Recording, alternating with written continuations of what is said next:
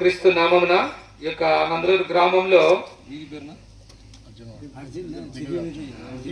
ఈ నందలూరు గ్రామంలో ఈ దిగువ వీధిలో నివసిస్తున్న మీ అందరికి కూడా యేసుక్రీస్తు నామమున శుభములు తెలియజేసుకుంటా ఉన్నాం. మీ అందరికి కూడా ముందుగా క్రిస్మస్ మరియు నూతన సంవత్సర శుభాకాంక్షలు తెలియజేసుకుంటా ఉన్నాం. ప్రియ సోదరి సోదరులారా, విధంగా మేమందరం కూడా పాటలు పాడుకుంటూ యేసుప్రభు వారి యొక్క జననం గురించి, యేసుప్రభు వారి యొక్క మరణం గురించి మీ వద్దకు ఒక మంచి శుభవర్తమానం మేము తీసుకొని వచ్చినాం. దేవుని వాక్యం పరిశుద్ధ గ్రంథమైన బైబిల్లో లూకా సువార్త 2వ అధ్యాయము 10వ వచనంలో ఈ విధంగా వ్రాయబడింది. అయితే అద్భుత భయపడుకుడి, ఇదిగో ప్రజలందరికీ కలుగబో మహా సంతోషకరమైన శుభవర్తమానము నేను మీకు తెలియజేస్తున్నాను.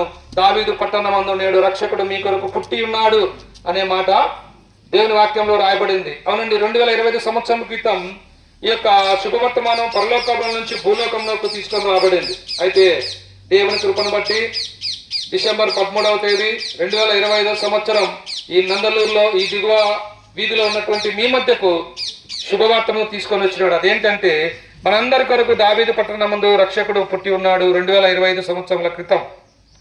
ఎందుకు ఆయన ఈ లోకానికి రావాల్సి వచ్చింది? ఎవరు యేసుక్రీస్తు ప్రభు అంటే? యేసు అంటే రక్షకుడు అండి. సమస్త మానవాళిని పాపం నుంచి రక్షించడానికి ఆయన ఈ లోకానికి రక్షకుడుగా ఆయన దిగి వచ్చినాడు. ఆయన దేవాది దేవుడు, సృష్టికర్త అయినటువంటి దేవుడు. ఆయన నరావతారిగా ఆయన భూమి మీద అనుదించినాడు. ఎందుకంటే మానవుని పాపం నుంచి రక్షించాలని. కనుక మానవుని రక్షించడానికి మానవుని వలె రక్త మాంసములు ధరించుకొని లోక రక్షకుడుగా, జగత్ రక్షకుడుగా, పాపుల రక్షకుడుగా యేసు ప్రభువు వారు భూమి మీదకి అనుదించినాడు. ఆయన పరిశుద్ధాత్మ ద్వారా మరియను కన్యక గర్భమందు కుమారునిగా జన్మించినాడు. ఈ లోకంలో పరిశుద్ధంగా జీవించినాడు, పాపం లేకుండా జీవించినాడు. మనందరి పాపముల కొరకు యేసు ప్రభు సిలువనెక్కినాడు. అమ్మాయ, మనము చేతులతో చేసిన పాపం వంటి చేతులలో మేకులు, కాళ్ళలో శీలలు, వీపంతా చారలుగా దున్నబడింది. మనందరి కొరకు యేసు ప్రభు సిలువలో మరణించినాడు, సమాధి చేయబడినాడు, 3వ దినాన్ని తిరిగి లేచినాడు, పరలోకానికి ఆరోహణుడైనాడు. మాటలంటే నా సోదరి సోదరుడా, నీ కొరకు ఈ లోకానికి వచ్చి నీ కొరకు సిలువలో ప్రాణం పెట్టి తిరిగి లేచిన యేసయ్య ఈ యొక్క ఉదయకాల సమయంలో నిన్ను ప్రేమిస్తా ఉన్నాడు, నిన్ను పిలుస్తా ఉన్నాడు. నీ కొరకు ఆయన సమస్తాన్ని సిలువలో దారపోసాడు. నువ్వు ఎంతకాలం పాపంలో జీవిస్తావు?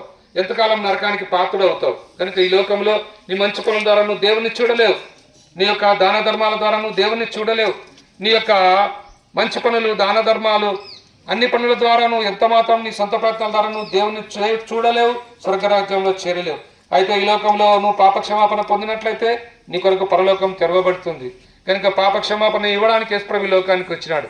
ఇది నువ్వు గ్రహించాలని ప్రేమతో నేను ఆహ్వానిస్తా ఉన్నాను. కనుక నీ పాపం పోవాలంటే యేసయ్యా నేను పాపిని, నన్ను క్షమించు, నీ రక్తంతో నా పాపం కడుగు యేసయ్యా అని చిన్న ప్రార్థన చేసుకుంటే చాలు. అమ్మాయ, యేసు రక్తం ప్రతి పాపం నుంచి నిన్ను కడుగుతుంది, పవిత్రపరుస్తుంది, పరిశుద్ధపరుస్తుంది, నీకు పరలోకం ఇస్తాడు. లేకపోతే నిత్య నరకం, అగ్నిగుండం, పాతాళం. మాకు కాదులు అనుకోవద్దు. యేసుక్రీస్తు అందరికీ ప్రభు. కనుక ఈ వీధిలో నివసిస్తున్న నిన్ను యేసయ్య ఎంతగానో ప్రేమిస్తా ఉన్నాడు. కనుక ఈ మాట వింటున్న సోదరి సోదరులారా, ప్రభువైన యేసునందు విశ్వాసం ఉంచండి. అప్పుడు మీరును మీ ఇంటి వారికి పాపక్షమాపణ పరలోక రాజ్యం మీరు పొందగలరు. యేసు ప్రభు వారి గురించి మీకు ఇంకా ఎక్కువగా తెలుసుకోవాలంటే ఇక్కడ మీకు సమీపంలో ఉన్న మందిరానికి వెళ్ళండి. ఇంకా మీకు ఎక్కువగా తెలుసుకోవాలంటే ఆ జెండామాన వీధిలో ఉంది పెరియల ప్రార్థనా మందిరం, అక్కడికైనా మీరు రావచ్చు. మేము మీ కొరకు మేము ప్రార్థన చేస్తాం. మీరందరూ ఎక్కడ ఉన్నా కూడా కళ్ళు మూసుకొని మా ప్రార్థనలో ఏకీభవించవలసిందిగా మనవి చేస్తా ఉన్నాం.